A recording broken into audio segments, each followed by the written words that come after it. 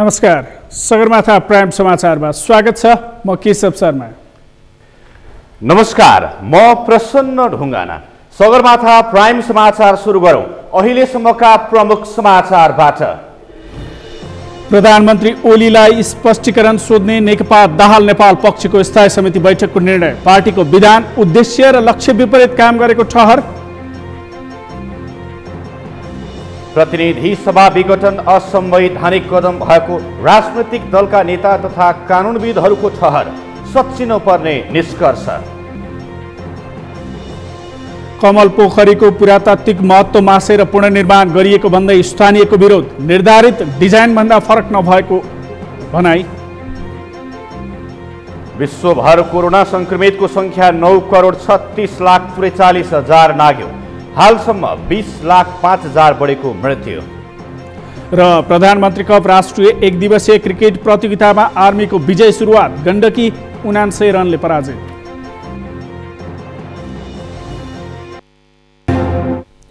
Sagarmatha prime समाचार अब विस्तारमा। राष्ट्रिय सभा सदस्य वामदेव गौतमले देशमा भ्रष्टाचार व्याप्त रहेको बताउनु भएको छ। आज राष्ट्रिय सभा अन्तर्गतको दिगो विकास तथा सुशासन समिति सदस्यको रूपमा पहिलो पटक समिति बैठकमा सहभागी हुँदै गौतमले देशमा भ्रष्टाचार व्याप्त रहेको बताउनु भएको हो। देशमा भ्रष्टाचार समाप्त पार्ने गरी कुनै प्रभावकारी कदम नदेखिएको उहाँको भनाइ छ। सरकारले देशमा सुशासन कायम गर्ने घोषणा गरे पनि घोषणा अनुसारको व्यवहारमा नदेखिएको उहाँले बताउनु भयो। भ्रष्टाचार अन्त्यका निम्ति विभिन्न कानुन नियमावली बनेको भए पनि लागू हुन नसकेको उहाँको भनाइ छ।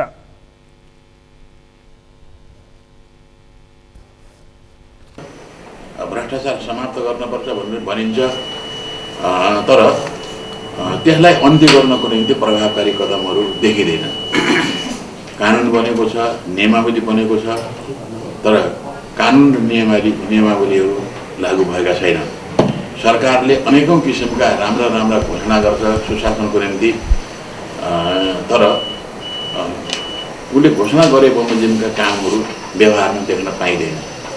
र अब आज त नेपाल भ्रष्टाचार हुने देशमध्ये अत्यन्त कमजोर देश, संसारकै एसियाको 1 नम्बरमा पुगेको चर्चा छ। गौतमले प्रकृतिमा रहेका सबै प्राणीहरूको अन्तर्निहित सम्बन्ध नबिगारिकन विकास गर्नुपर्ने बताउनु भयो। त्यसो नगरिए वातावरणमा प्रतिकूल असर परि मानिसको आयु घट्दै जाने उहाँको भनाइ छ। गर्ने र समृद्धि पनि हुने, तर प्रकृति नष्ट हुँदै जाने। यसले हाम्रो पृथ्वीको आयु पनि घटाइरहेका छ।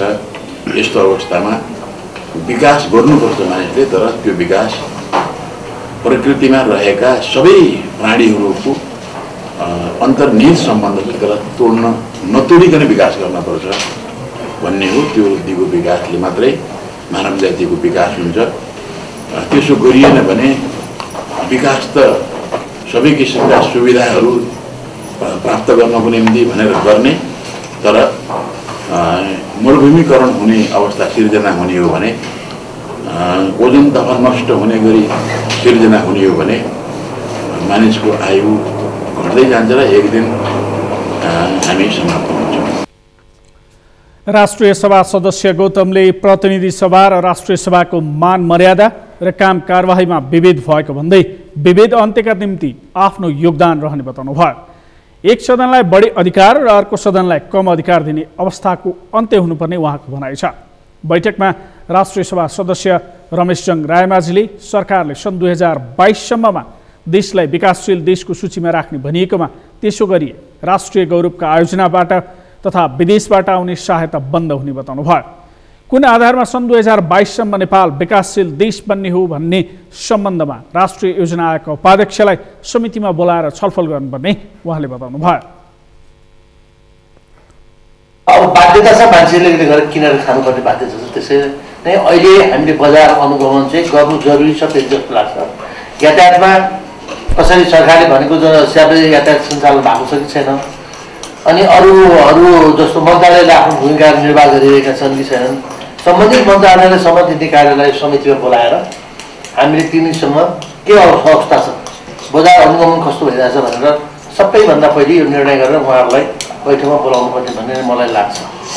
नेपाल सरकारको तर्फबाट 2022सम्म लास्ट लिस्ट डेभलपमेन्ट कन्ट्रीको सूचीबाट हटाउने गरी डेभलपमेन्ट कन्ट्रीमा प्रस्तुत हुने भनेर छ। हामी चाहिँ अब डेभलपमेन्ट कन्ट्रीमा गइसक्यौँ भन्ने सरकारले सोच बनाएको भन्ने आइरहेको छ। यो पनि हाम्रो दुर्भाग्य हो। हाम्रो अहिले बन्न लागेका राष्ट्रिय गौरवका योजनाहरू र विदेशबाट आउने जुन सहायताहरू सबै बन्द हुन्छ। हामी विकास भइसक्यो भने किन चाहियो? म चाहिँ आर्थिक रूपले सम्पन्न भइसक्यो भने मलाई सहयोग किन चाहियो? त्यसकारण यो सूचीमा सरकारले गर्ने भनेर जुन कुरो आइरहेछ, यो योजना आएको बादसँग यसको डिटेल्स के हो यो हामीले हेर्नु जरुरी छ। यसरी रायमाझीले कोभिड-19 पछि बजार भाउ अत्यन्तै महँगिएको भन्दै बजार अनुगमन आवश्यक रहेको औल्याउनु भयो। उहाँले सार्वजनिक यातायात सरकारले भने अनुरूप सञ्चालन भइरहेका छन् कि छैनन् त्यसको पनि अनुगमन गर्नुपर्ने धारणा राख्नुभयो। मन्त्रालयले आफ्नो भूमिका निर्वाह गरेका छन् कि छैनन् सम्बन्धित मन्त्रालयलाई समितिमा बोलाएर छलफल गर्नुपर्ने उहाँको भनाइ छ।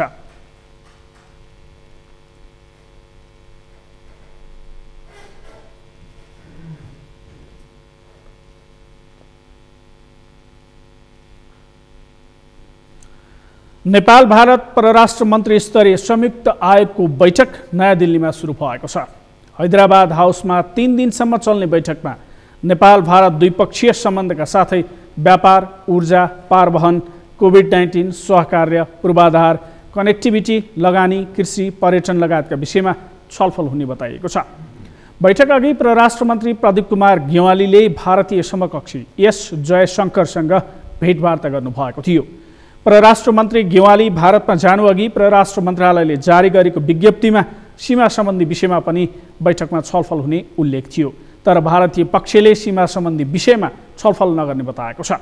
बैठकको पूर्व सन्ध्यामा आयोजित पत्रकार सम्मेलनमा भारतीय विदेश मन्त्रालयका प्रवक्ता अनुराग श्रीवास्तवले सीमा विवादका बारे आफूहरूको अडान स्पष्ट रहेको भन्दै संयुक्त आयोगको बैठक र सीमा वार्ता फरक विषय भएको बताउनु भएको छ। नेपाल भारत परराष्ट्र मन्त्री स्तरीय संयुक्त आयोगको बैठकमा सहभागी भएर मन्त्री गेवाली शनिबार स्वदेश फर्कने कार्यक्रम रहेको छ।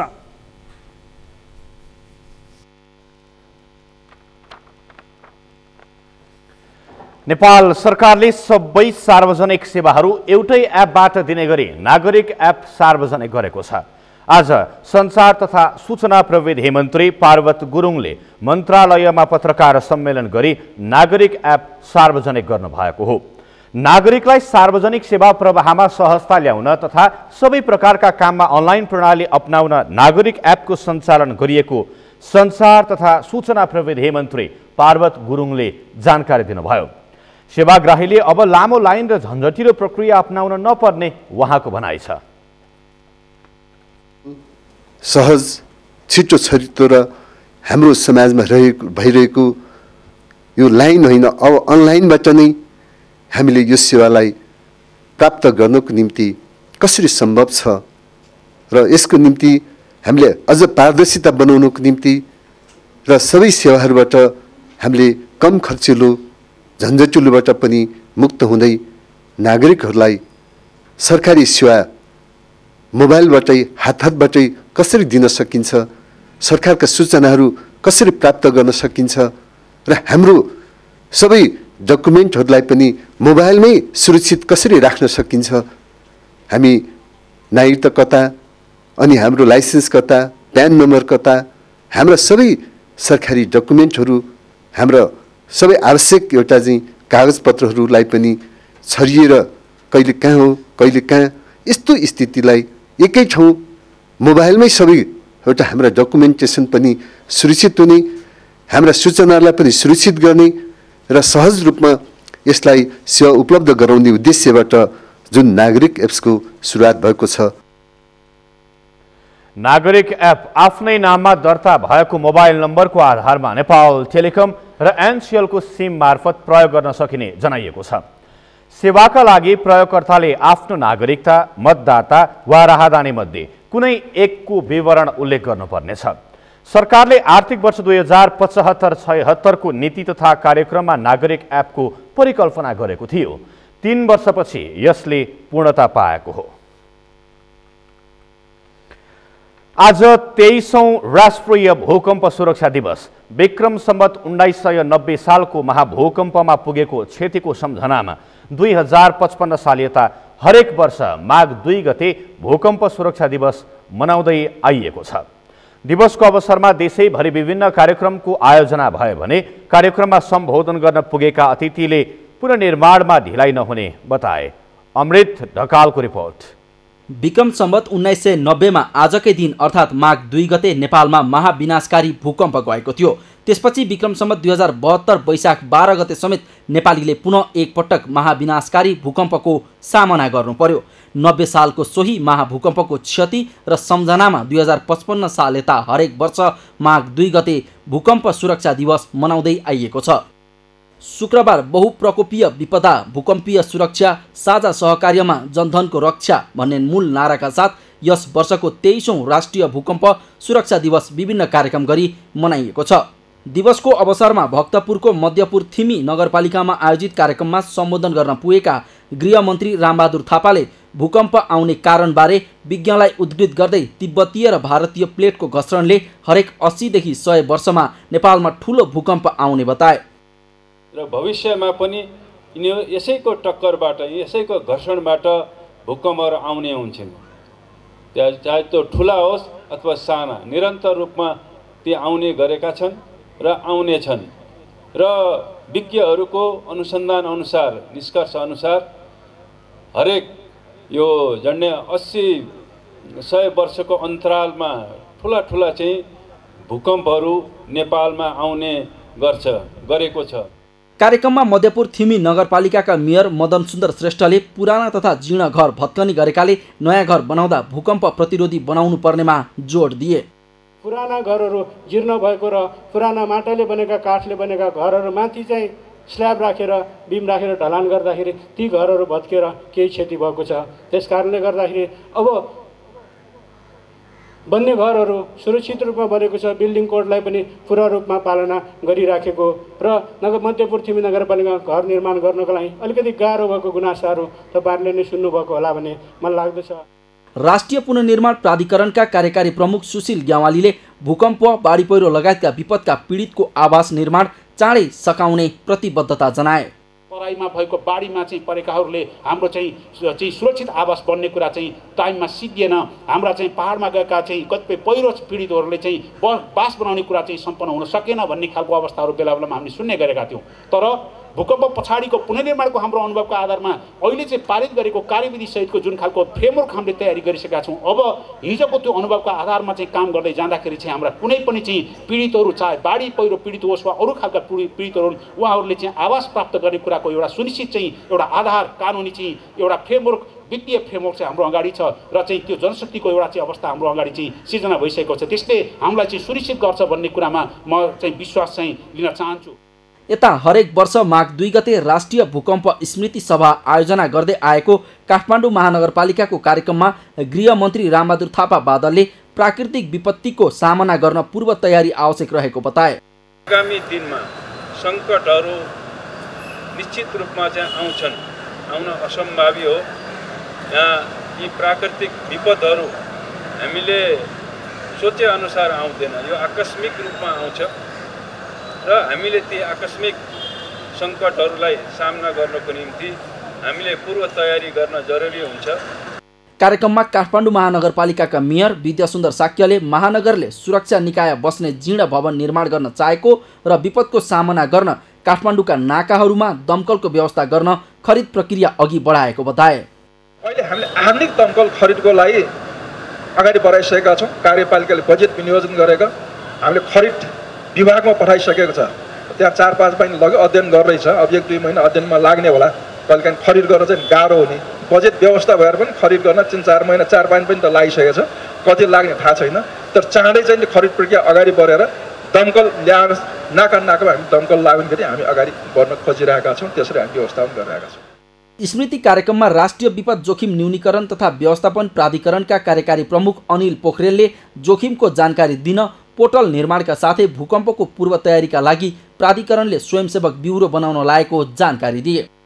हाम्रो संरचनाहरू फेरि पुनर्निर्माण गर्न सकियोस्, त्यसको भार चाहिँ नगरपालिका अथवा स्थान अथवा राज्य उसमा कमभन्दा कम परोस् र त्यो भार वहन चाहिँ प्राइभेट सेक्टरले, त्यो घर परिवारले र तिनटै सरकारका तिनटै तहका सरकारहरूले संयुक्त रूपमा लिएर जान सकियोस् भन्ने खालका यावत कामहरू हाम्रो गृहमन्त्रीजीको अध्यक्षतामा बसेको कार्यकारी समितिको बैठकहरूबाट छलफल गरिकन विभिन्न व्यापक रूपमा छलफल गरेर हामीलाई यसरी लिएर जाँदैछौँ। भूकम्प एउटा प्राकृतिक प्रकोप हो र यसलाई रोक्न सकिँदैन, तर यसबाट हुने सम्भावित जोखिमबाट भने सावधानी अपनाएमा बच्न सकिन्छ। भूकम्प आएको बेला टेबल वा खाटमुनि लुक्ने, आड लाएर घरभित्रै बस्ने, खुल्ला चौर वा खेतबारीमा निस्किने लगायतको काम गरेमा भूकम्पको जोखिमबाट बच्न सकिन्छ। सगरमाथा टेलिभिजनका लागि क्यामेरामा उत्सव वाग्लेका साथमा अमृत ढकाल, काठमाडौँ। सगरमाथा प्राइम समाचारमा पालो भएको छ विश्रामको। विश्रामपछि कमल पोखरीको पुरातात्विक महत्त्व मासेर पुनर्निर्माण गरिएको भन्दै स्थानीयको विरोध, निर्धारित डिजाइन भन्दा फरक भएको आरोप। पुर्ख्यौली पेसा सङ्कटमा परेसँगै जाजरकोटका वादी समुदायको दैनिकी कष्टकर, सिपमूलक तालिम दिएर उद्यमशील बनाउन पर्ने जनप्रतिनिधिहरूको भनाइ र विश्वभर कोरोना सङ्क्रमितको सङ्ख्या 9,36,43,000 नाग्यो। हालसम्म 20,05,000 बढेको मृत्यु। विश्रामपछि सगरमाथा प्राइम समाचारमा पुनः स्वागत छ। अब बाँकी समाचार। कमल पोखरीको पुरातात्विक महत्त्वलाई मासेर पुनर्निर्माण गरिएको भन्दै स्थानीयले विरोध जनाएका छन्। कमल पोखरीको पुरातात्विक महत्त्वलाई मासेर पुनर्निर्माण गरिएको भन्दै आज स्थानीयले विरोध जनाएका हुन्। कमल पोखरीको पुनर्निर्माणमा ढिलाइ भएको तथा यसको महत्त्वलाई नै मास्ने गरी ढुङ्गा, कङ्क्रिटको प्रयोग गरी निर्माण गरिएकाले विरोधमा उत्रिन परेको स्थानीयको भनाइ छ। पहिले देखाइएको डिजाइन भन्दा फरक किसिमले निर्माण कार्य भइरहेको र सम्पदामाथि नै अतिक्रमण गरिएको स्थानीयले आरोप लगाए। तपाईले हेर्न सक्नुहुन्छ, यो कङ्क्रिटहरू लगाएर हैन विभिन्न किसिमको चाहिँ यो जुन पौराणिक हाम्रो जुन पुरातात्विक महत्त्व सम्पदाको रूपमा जुन किसिमको तरिका अपनाएर गर्नु पर्थ्यो त्यस किसिमबाट नभएर यो चाहिँ अब कङ्क्रिटको बनाउने हाम्रो जुन सम्पदालाई मास्ने किसिमको जुन किसिमबाट चाहिँ यो निर्माण हुँदै गइराखेको छ, यसले चाहिँ हाम्रो सम्पदामा चाहिँ माथि चाहिँ अतिक्रमण हो भन्ने हामीले महसुस गऱ्यौँ। कङ्क्रिट चाहिँ यो सबै यो मेन फेसमा चाहिँ तपाईँको त्यो भाँसिन्छ भनेर चाहिँ सिमेन्ट युज गरेको छ। अरू बिबिचमा चाहिँ तपाईँको त्यो डस्ट पाउडर युज भएको छ यसमा चाहिँ होइन। तपाईँको त्यो डस्टमा पानी सानी पर्दाखेरि यत्रो ठुलो हेभी वेटको ढुङ्गा त भाँसिन्छ भनेर तलको फेसमा चाहिँ सिमेन्टी बालुवा युज गरेको छ। तर यो बिबिचमा चाहिँ उहाँहरूले चाहिँ डस्टै युज गर्नुभएको छ यसमा चाहिँ। ठेकेदार कम्पनीले आवश्यकता भन्दा कम जनशक्ति राखेर काम गरेकाले काममा ढिलाइ भइरहेको वडा सदस्य राजकुमार श्रेष्ठले बताउनुभयो। कमल पोखरीको स्रोत नै सुकेर जाने तथा पहिलेको कमल पोखरीको अवस्था नरहने चिन्ताका कारण स्थानीयले विरोध गरिरहेको उहाँको भनाइ छ।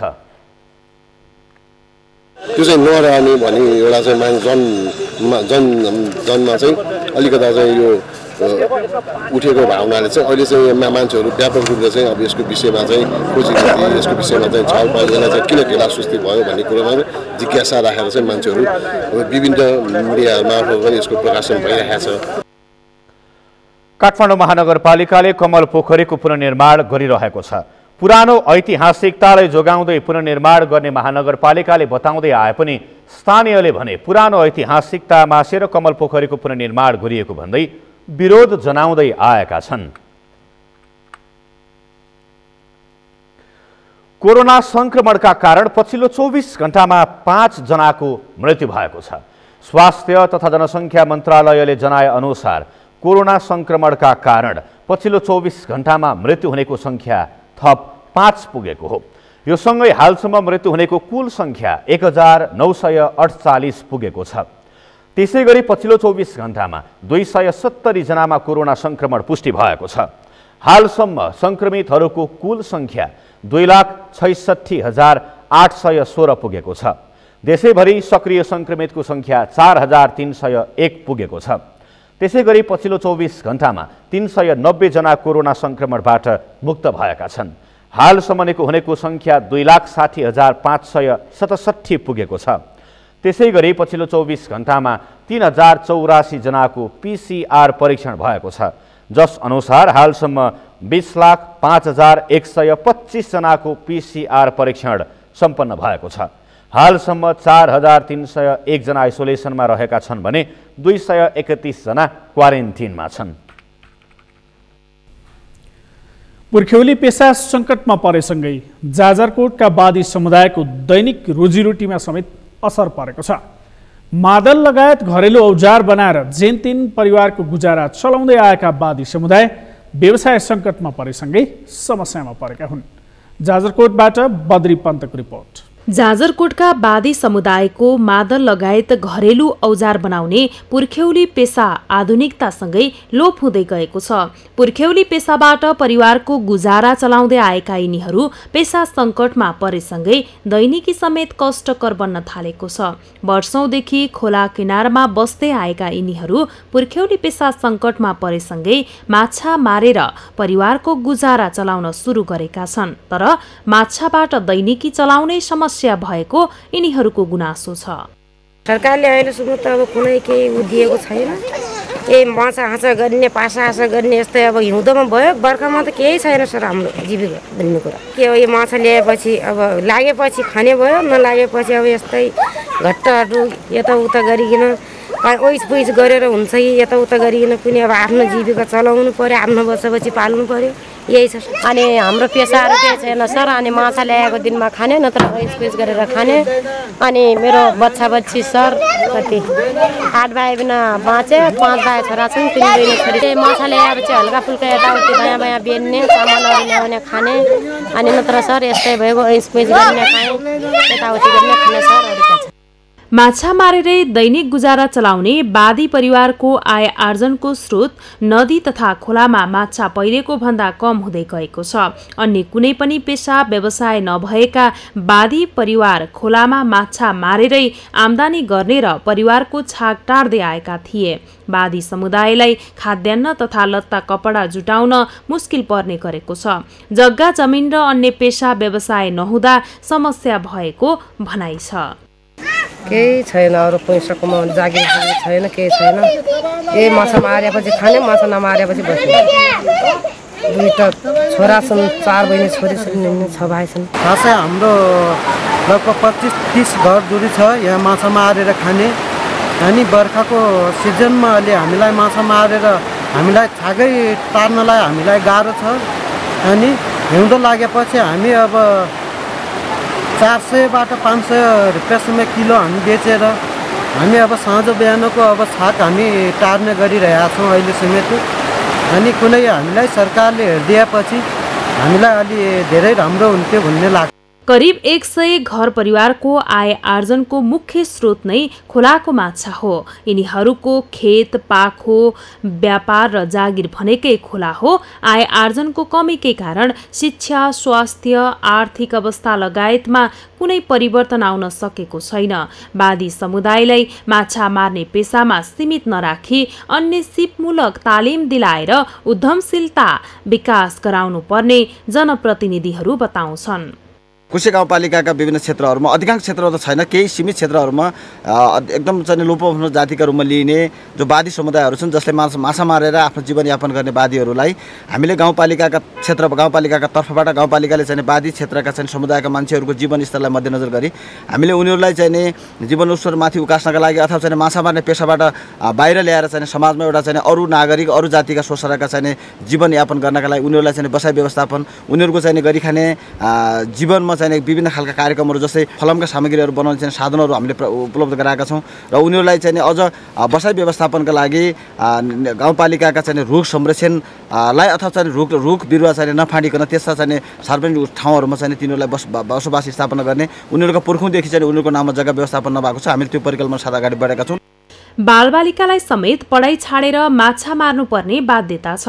महिला तथा बालबालिकाले घरमा बसेर जाल बुन्ने, पासा पट्याउने, पासा बनाउने लगायत कार्य गर्ने र पुरुषले खोलामा पासा थाप्ने तथा जाल हानेर माछा मार्ने गर्दै आएका छन्।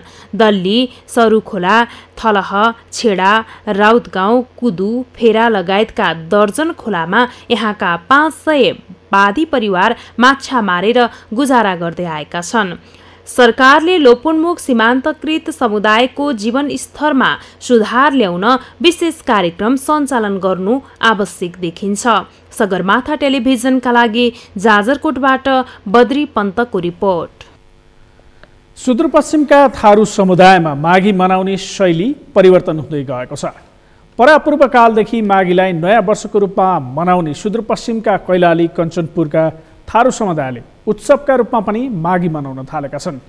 घरमा ठुला बडाको आशीर्वाद लिएर मनाइने माघीलाई थारू समुदायले सांस्कृतिक उत्सव, कृषि, पर्यटन तथा बजार प्रवर्धन, मेला महोत्सव र माघी मिलन समारोह आयोजना गरी मनाउन थालेका हुन्। कैलालीबाट दिनेश विष्टको रिपोर्ट।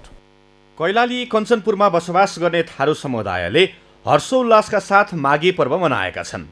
पुष मसान्तसँगै थारू गाउँहरूमा भव्यताका साथ माघी पर्व सुरु हुने गर्दछ। गाउँ गाउँमा पुषको अन्तिममा सुँगुर काटेपछि थारू समुदायमा माघी सुरु औपचारिक रूपमा हुन्छ। पछिल्लो समयमा माघी सम्पूर्ण नेपालीहरूको चाड भएको छ, तर थारू समुदायमा माघी विशेष पर्वको रूपमा मनाइन्छ। माघ महिना लागेसँगै थारू सम्वत 2642 अर्थात् थारू समुदायको नयाँ आर्थिक वर्ष सुरु हुनेछ। पुष मसान्तमा बङ्गुरको मासु खाने र माघ 1 गते बिहानै दह, कुण्ड, नदी, पोखरीमा सशुल्क नुहाई घरमा राखेको चामल, मासको दाल, नुन र खुर्सानी विवाह गरिसकेका दिदीबहिनीका लागि निस्राउ उपहार छुट्याउने चलन थारू समुदायमा रहिआएको छ। यति गरिसकेपछि मान्यजनहरूसँग आशीर्वाद थाप्दै ढिक्री, बङ्गुरको मासु, तरुल लगायतका परिकार खाँदै माघ मनाइने गरेको थारू समुदायका जानकारहरू बताउँछन्। हाम्रो आज साँझसम्म यही ढिक्री बनाउने अनि सबै चौधरी थारू समुदायले माघ 1 गते खानपिन, ढोकभेट र रमाइलोमाई बिताउने गरेका छन्। दिउँसभरि आशीर्वाद थाप्ने र मिठो मसिनो खानुका साथै साँझबाट मघौटा नाच्ने र धमार गाउने गरिन्छ। माघ महिनासँगै नयाँ आर्थिक वर्ष सुरु भएकाले थारू समुदायले माघ 2 गतेदेखि अघिल्लो वर्षको समीक्षासँगै योजना तर्जुमा र नेतृत्व भलमन्सा, चिराकी, चौकीदारको जिम्मेवारी हेरफेरमा जुट्ने गरेको छ। माघ 2 गतेदेखि नयाँ भलमन्सा, बङ्घर, देशबन्दिया, बर्का, गुरुवा चुन्ने वा पुरानैलाई निरन्तरता जिम्मेवारी दिने विषयमा भलमन्साको घरमा बसेर छलफल गर्ने गरिन्छ। पुरानै राख्ने भए त्यसलाई पनि लोकतान्त्रिक पद्धतिद्वारा अनुमोदन गर्ने चलन समेत थारू समुदायमा रहिआएको छ। मान चाडपर्व हो यो, हाम्रो चौधरीको नयाँ वर्ष पनि हो। त्यसकारणले पहिला अलि फरक ढङ्गले मनाइन्थ्यो। तपाईँको घर घरमा बसेर डब बजाएर नाचगाना गाएर घर घरमा गएर नाचगाना गाएर मनाइन्थ्यो। अनि तपाईँको नुहाई 1 गते नुहाइसकेपछि तपाईँको पुर्खालाई दर्शन लिन जाने, आशीर्वाद लिन जाने, त्यो तरिकाले एक अर्कासँग माया साटासाट गर्ने त्यो तरिकाले थियो। विगतमा घर घरमै सीमित माघी अहिले सभा समारोहमा परिणत हुन थालेको छ। घरमा रमाइलो गर्ने, नाचगान गर्ने प्रचलन विगतबाटै थियो भने पछिल्लो समय गाउँमा मेला महोत्सव समेत लाग्न थालेका छन्। माघीकै अवसरमा महोत्सव र विभिन्न प्रतियोगिता समेत आयोजना हुन थालेका छन्। यसले गर्दा थारू र अन्य समुदाय बीचको सम्बन्ध प्रगाढ बनाउन भूमिका खेल्ने जनप्रतिनिधिको दाबी छ। पहिला चाहिँ अब यो पर्वमा चाहिँ अब उहाँहरूको देउताले नै अब यो भन्नुपर्दाखेरि अब उहाँहरूको देउता दारूले पुजिन्छ, दारू मासुले होइन। पहिला चाहिँ अब के थियो भनेपछि एकअर्काको घरमा जाने, शुभकामना आदान प्रदान गर्ने, एकअर्काको चाहिँ घरमा बनेको चाहिँ परिकारहरू खाने र खुवाउने परम्परा थियो र त्यो परम्परा अहिले पनि छ होइन। त्यही परम्परा अन्तर्गत अब अहिले चाहिँ फरक ढङ्गले अब एउटा सम्पूर्ण यो वार्ड नम्बर 3 को यो हाम्रो चाहिँ यो बडरा अनि यो बिचका पूर्व भन्छ, अनि त्यसपछि मसान टोल भन्छ, यो अनि त्यसपछि यो बङ्गरा टोल भन्छ। यो 4-5 वटा टोलमा हाम्रो चाहिँ 350, 350, 400 घरधुरी जति चाहिँ थारू समुदायको बस्ती छ। पछिल्लो समय संस्कृतिका नाममा विकृति समेत भित्रिरहेका बेला थारू समुदायले भने संस्कृति बचाउन थप भूमिका खेलिरहेको छ। सगरमाथा टेलिभिजनका लागि कैलालीबाट दिनेश विष्टको रिपोर्ट। सगरमाथा प्राइम समाचारमा पालो भएको छ विश्रामको। विश्रामपछि विश्वभर कोरोना संक्रमितको संख्या 9,36,43,000 नाग्यो। हालसम्म 20,05,000 बढीको मृत्यु। र प्रधानमन्त्री कप राष्ट्रिय एक दिवसीय क्रिकेट प्रतियोगितामा आर्मीको विजय सुरुवात, गण्डकी 79 रनले पराजय।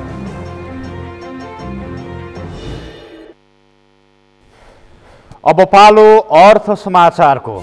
अर्थ समाचारका प्रायोजक हो आफ्नो विश्वास हो त्रिशक्ति सिमेन्ट। कैलालीका स्थानीय तहहरूले ढुङ्गा गिट्टी उत्खननका लागि ठेक्का दिन नसक्दा चोरी निकासी बढेको छ। जिल्लाका अधिकांश स्थानीय तहहरूले हालसम्म ठेक्का प्रक्रिया पूरा नगर्दा चोरी निकासी बढ्नुका साथै स्थानीय सरकारको करोडौं राजस्व समेत गुमेको छ। दिनेश विष्टको रिपोर्ट।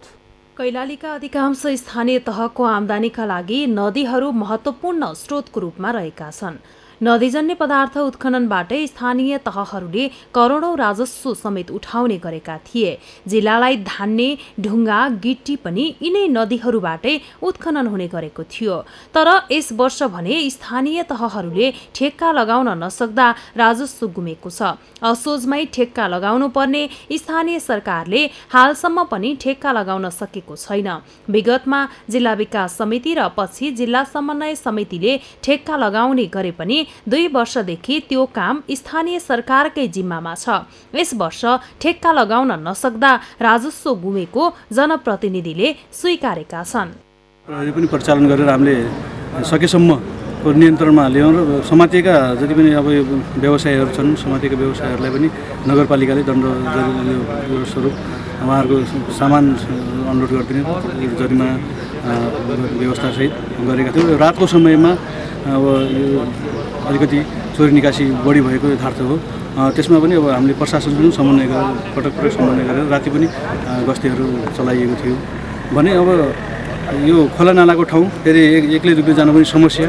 हाम्रो नगर प्रहरी पनि अब जान समस्या र कर्मचारीहरूलाई पनि जान समस्या भएको कारणले रातिको समयमा बढी निकासी भएको पाइयो। जनप्रतिनिधिहरूले धेरै पटक टेन्डर आह्वान गरे पनि टेन्डर नै नपरेको दावी गरेका छन्। ठेक्का लगाउन ढिलाइ भइरहँदा चोरी तस्करी बढेपछि ठेकेदारले तोके अनुसारको मूल्यमा टेन्डर हाल्न नखोजेको जनप्रतिनिधि बताउँछन्। टेन्डर प्रक्रियामै रहेकाले छिट्टै ठेक्का प्रक्रिया पूरा हुने उनीहरूको दावी छ। ऐनमा भए बमोजिमको व्यवस्था अनुसार ठेक्का गर्ने कुरा हो र यसको परिपत्र हामीलाई मलाई लाग्छ यो असारपछि नै मात्र, किनकि स्थानीय तहले गर्ने भनिसकेपछि अब त्यो आइसक्दा कतिपय पालिकाहरूमा ऐनको विषयमा सभाले पासै गर्न सकेन र हामीले त्यो कुरामा गौरीगङ्गा नगरपालिकाको विषयमा के गरेका थियौँ भने एउटा कार्यविधिमा हाम्रो नगरपालिकाको ऐनहरूमा ढुङ्गा गिट्टी बालुवाको विषयमा भनेर एउटा सानो टिप्पणी चाहिँ पास गरेका थियौँ र त्यसैको आधारमा हामीले कार्यविधि बनाएर हामीले यो ढुङ्गा गिट्टी बालुवाको EI गर्ने, त्यसको सार्वजनिक सुनाइ गर्ने, यसको लेखा परीक्षण गराउने काम हामीले गर्यौँ। कैलालीका अन्य स्थानीय तहहरूले ठेक्का लगाउन नसकेका बेला लम्की चुहा नगरपालिकाले भने ठेक्का लगाइसकेको दावी गरेको छ। नगरपालिकाले सम्पूर्ण कानुनी प्रक्रिया पूरा गरेर काम सुरु गरेको जनाएको छ। अनि हामीले EI गरेर त्यसका चाहिँ कानुनी मापदण्डहरू छन्, कानुनी मापदण्ड पुरा गरेर सूचना निकालेर अनि व्यवसायहरूलाई आह्वान गरेका थियौँ। आह्वान गरेको मुताबिक उहाँले निवेदन दिनुभएको छ। निवेदन प्राप्तलाई छलफल गर्दै अनि उहाँहरूलाई चाहिँ त्यो चाहिँ सम्झौता गरेर अहिले व्यवसायहरूलाई नै हामीले जिम्मा दियौँ र उहाँहरूले त्यो बापत कर नगरपालिकामा बुझाइसक्नु भएको छ र सङ्कलन हुँदैछ। स्थानीय तहको कमजोरीका कारण नदीहरूमा ठेक्का लाग्न नसक्दा चोरी तस्करी बढिरहेको छ। चोरी निकासी रोक्न स्थानीय तहले तत्काल ठेक्का प्रक्रिया पूरा गर्न जरुरी छ। सगरमाथा टेलिभिजनका लागि कैलालीबाट दिनेश विष्टको रिपोर्ट। अब पालो खेल समाचारको।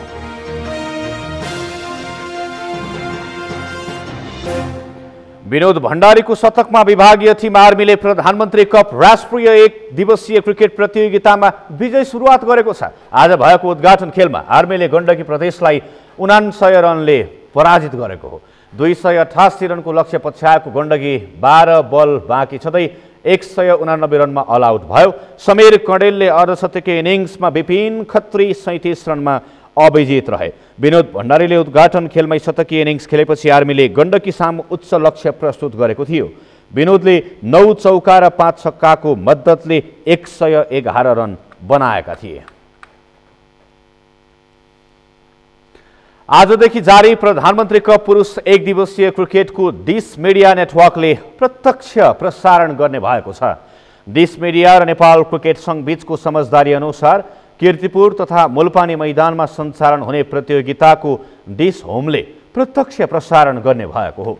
यसअघि दाङमा भएको प्रधानमन्त्री कप महिला प्रतियोगिताको पनि एक्सन स्पोर्ट्सले प्रत्यक्ष प्रसारण गरेको थियो।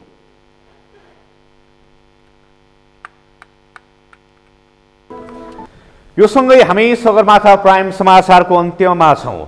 अन्त्यमा प्रमुख समाचार फेरि एकपटक। प्रधानमन्त्री ओलीलाई स्पष्टीकरण सोध्ने नेकपा दाहाल नेपाल पक्षको स्थायी समिति बैठकको निर्णय, पार्टीको विधान, उद्देश्य र लक्ष्य विपरीत काम गरेको ठहर। प्रतिनिधि सभा विघटन असंवैधानिक कदम भएको राजनैतिक दलका नेता तथा कानुनविदहरूको ठहर, सच्चिन पर्ने निष्कर्ष। कमल पोखरीको पुरातात्विक महत्त्व मासेर पुनर्निर्माण गरिएको भन्दै स्थानीयको विरोध, निर्धारित डिजाइनभन्दा फरक भएको आरोप। विश्वभर कोरोना संक्रमितको संख्या 9,36,43,000 नाग्यो। हालसम्म 20,05,000 बढेको मृत्यु। र प्रधानमन्त्री कप राष्ट्रिय एक दिवसीय क्रिकेट प्रतियोगितामा आर्मीको विजयी सुरुवात, गण्डकी प्रदेश 79 रनले पराजित।